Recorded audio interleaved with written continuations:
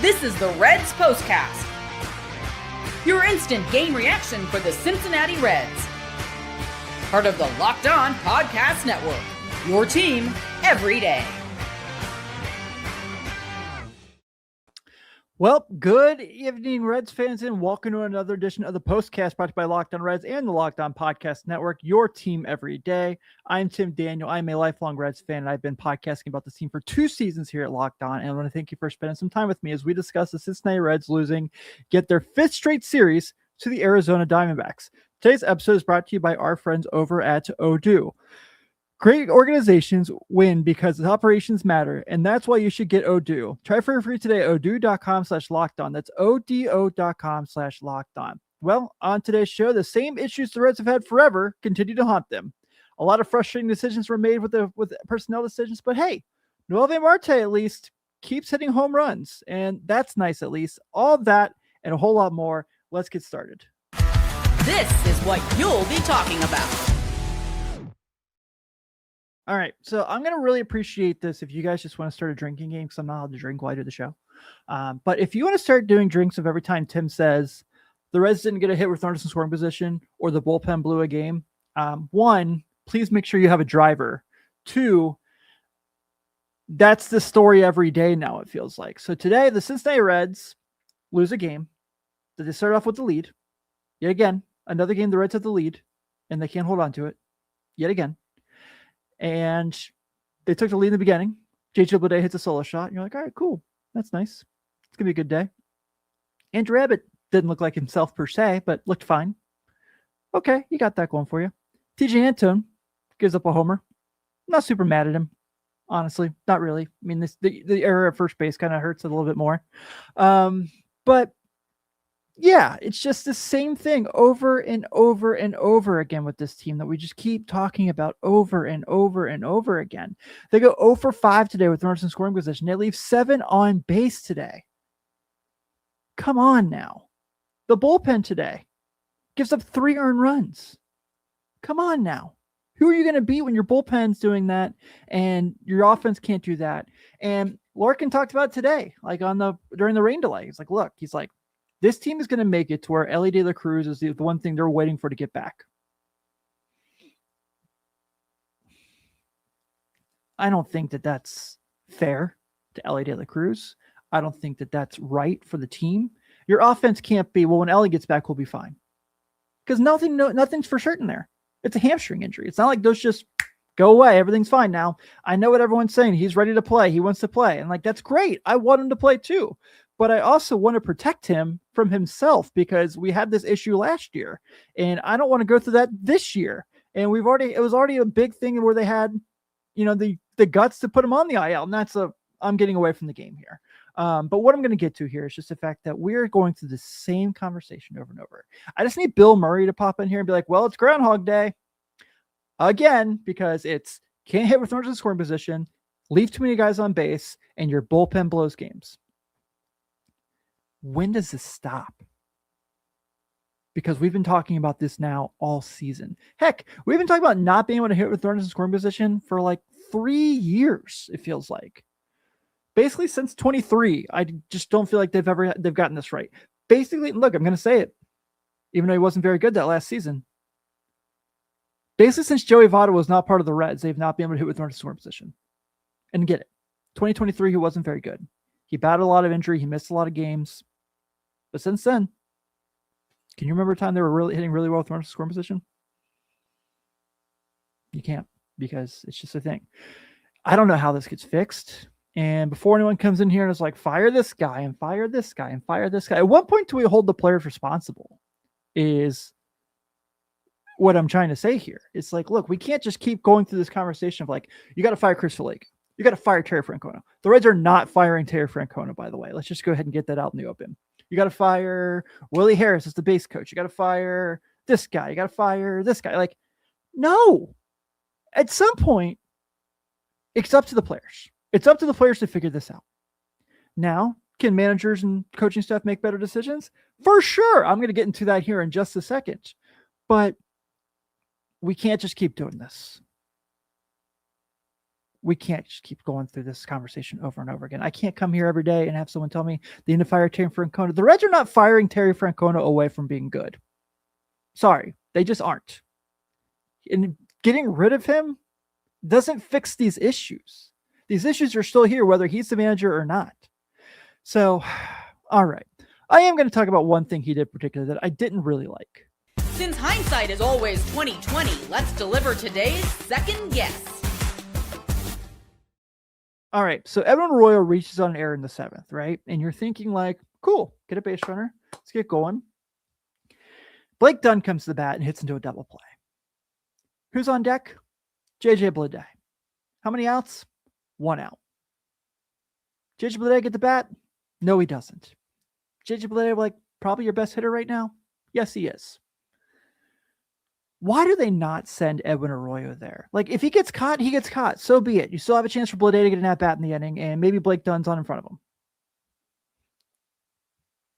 I don't know. Like, maybe I'm wrong there, and someone can tell me I'm wrong, and that's fine. I probably am.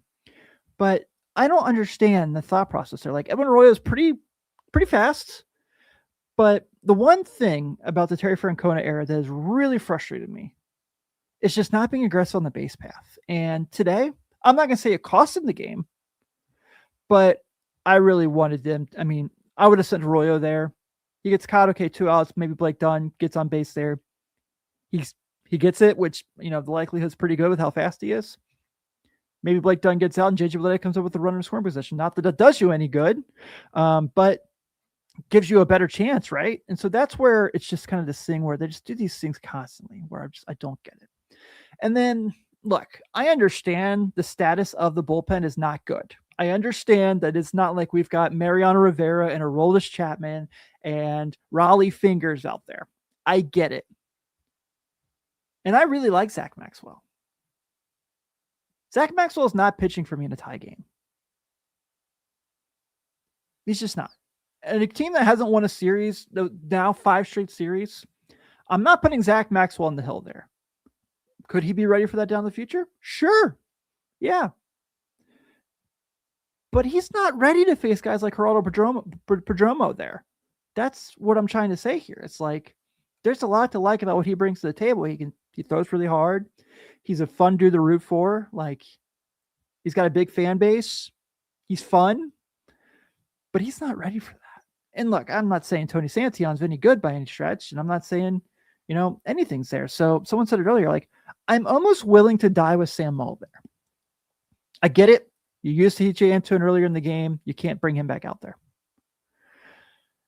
That's the part where I'm just trying to figure all this out, because the choices of where they're using guys in the bullpen is more irritating to me than how bad the bullpen is. That's not true. That's a lie. I'm sorry. I shouldn't lie to you guys. It's more that I feel like they don't know how to properly use anybody. And honestly, that could just be the circumstance where they don't have a choice. But, you know, Chris Paddock's pitching the 9th inning. Teams should not have guys like Chris Paddock pitching the 9th inning of a tie game, even if it is coming out of a rain delay. Because you know what's going to happen. I'm sorry, it wasn't a tie game. It was 4-3. And then he gave up an add-on run because that's what he does. Also, why did they want to play? That was scary. What if JJ Bleday goes and tries to get a ball in the corner? That's scary. What if he gets hurt? Whether it's bad for the Reds or bad for his trade stock, if you want to try to trade him at the deadline, you just risked it. I know I told you guys I wasn't going to get frustrated. But I'm getting frustrated. And I don't want to be frustrated, but it's just really, really maddening to see the way that they play these games. But you know what? At least Noelvi Marte is still hitting homers, and at least he's still really fun to watch. So let's talk about Noelvi Marte after the break. Throughout the NHL, every shift matters, every moment is intense, and everything comes down to execution when the pressure is at its highest. And just like athletes must be ready to perform when the puck drops, a lot of guys want that same sense of readiness and confidence in their own lives too. That's where Rougier comes in. Rougiet offers modern performance-focused treatments designed to help you be ready when it matters. Their top option, Rougiet Ready, is a fast-acting, clinically formulated treatment that comes in a simple mint that dissolves under your tongue. It's designed for convenience with fast absorption and effects that can begin in about 15 minutes and may last up to 36 hours. They also offer Go Long, which is formulated to support both performance and control for longer-lasting needs. It's all about helping guys feel prepared, confident, and in control. In the playoffs, readiness isn't optional. It's everything. And for a lot of guys, that idea of being ready at the right moment carries over into their everyday life too. That's exactly what Rougiet is built around. I think most guys just want something that fits in their life without a lot of hassle. The idea of a small mint that dissolves and gets to work quickly makes it feel more straightforward. A lot of it comes down to confidence. When you're not worrying about whether things will work when you need them to, it's just lets you stay focused and in the moment. The reality is most people don't want complicated routines. They want something that fits into real life and works without overthinking it. Head to Rougiet.com/LockedOnNHL to get 15% off your ED treatment. That's RUGIET.com/LockedOnNHL for 15% off. Rougiet, performance medicine for men. This episode is also brought to you by our friends over at FanDuel. And the biggest stage in the world, soccer, is here, and every match feels like it has the potential to be for a memorable moment. One goal can change the energy of a game, shift momentum, and alter the outcomes in an instant. That's what makes tournament soccer so exciting, from the opening whistle to the final kick. Now, FanDuel is giving fans another reason to stay locked into every match with every goal pays. Bet on a match and get bonus bets for every goal scored in that match. More goals mean more bonus bets. All you have to do is turn on your token. That's what I love about these tournaments. You can turn on a match between teams you don't normally follow, and suddenly one goal changes everything. The tension builds so quickly that you're invested before you even realize it. I'd be looking for one of those matchups where both teams are aggressive offensively, because those games can open up fast. The more chances being created, the more exciting the match becomes from beginning to end. And now you can benefit from each goal scored. From the opening whistle to the final kick, let there be goals on FanDuel. Visit FanDuel.com to get started now. And lastly, we are brought to you by Nutrafol. Baseball players are known for their routines. Whether it's a lucky jersey, a pregame ritual, or sticking to the same preparation every day, consistency matters. And when it comes to hair thinning, there can be a lot of products out there making promises, but not always a lot of confidence behind them. That's why more people are looking for solutions backed by real science and trusted experts. Nutrafol is the #1 dermatologist-recommended hair growth supplement brand and the official hair growth partner of Major League Baseball. What really makes Nutrafol stand out is that it's not a one-size-fits-all approach. It's designed to fit into your routine while addressing the root causes of thinning with personalized solutions. Have you ever noticed how confidence is tied to looking and feeling your best? One thing I've learned is that the little things you do every day tend to add up.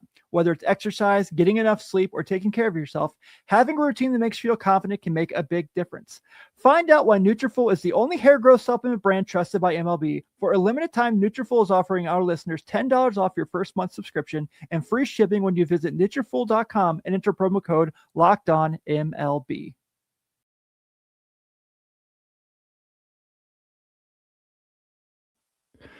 Want to give a shout out to our everydayers here on the Postcast. Thank you for spending some time with me today as we discuss the Cincinnati Reds with another series loss to the Arizona Diamondbacks in 5-3 action today on Sunday. If you are an everydayer here and you want to up your game, go ahead and join us at the Everydayer Club for $5 a month or $50 a year.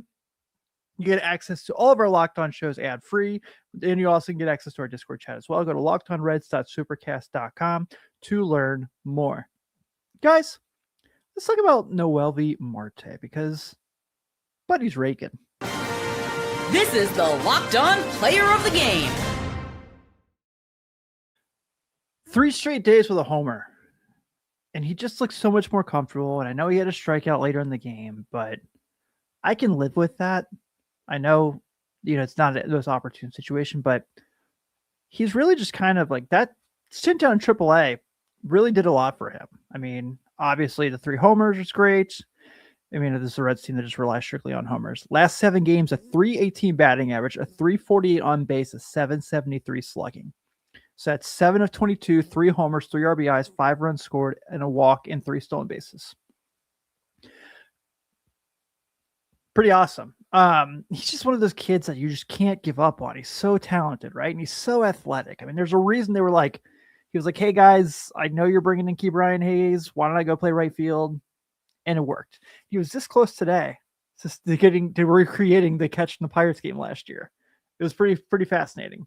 But just really like what they're getting from him right now. I feel like it's something that you can just be optimistic about. with guys like how well he's hitting. I thought McLean had a pretty decent day today as well. You get Elly back soon.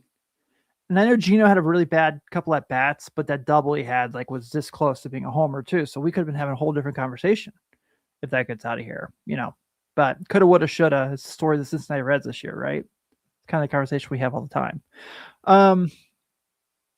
Yeah, it's just kind of one of these things. And let's talk about JJ Bleday as well, because he just continues to rake for the Reds. He's got 12 home runs now on the season because he hit that one in the first inning today. Really like what they're getting from him, and think it's going to be sad because I don't think he'll be here come January.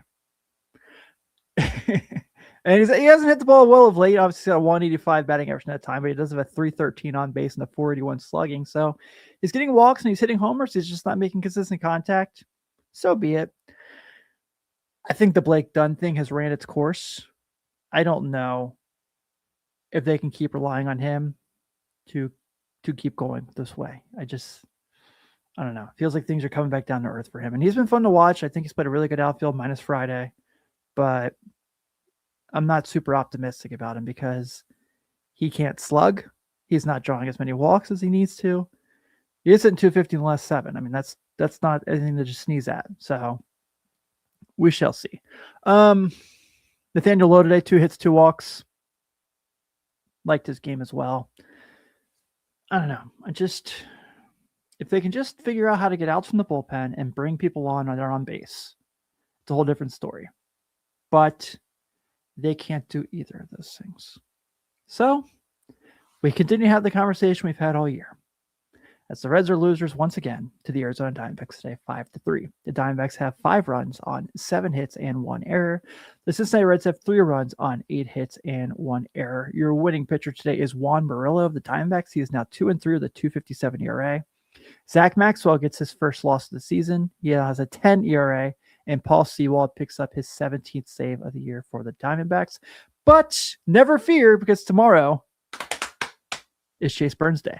Chase Burns takes the hill for the Reds. To begin the Mets series, he is 7-1 with a 2.14 ERA. He'll be going against Tobias Myers, who is 0-1 with a 4.05 ERA, but just in a couple starts. I think he's actually an opener. So content heads up.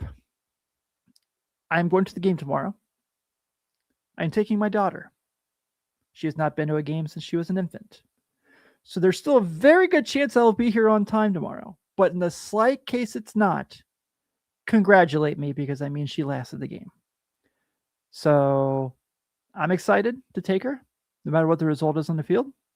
Those of you who have kids, there's nothing like taking your kid to the ballpark. So I'm going to really enjoy it, no matter how the team plays. But thank you all so much for spending some time with me today. I greatly appreciate it. Also, shout out Jeff and Steve Monday through Friday on Locked On Reds. Please be sure to stay tuned into them. And of course, if you want to talk some more baseball with me after this, follow me on X at TimDaniel518. On behalf of everybody here at Locked On Reds, thank you so much for spending some time with me in the most frustrating of ways today. I'm Tim Daniel. Go Red Legs. I'll see you tomorrow.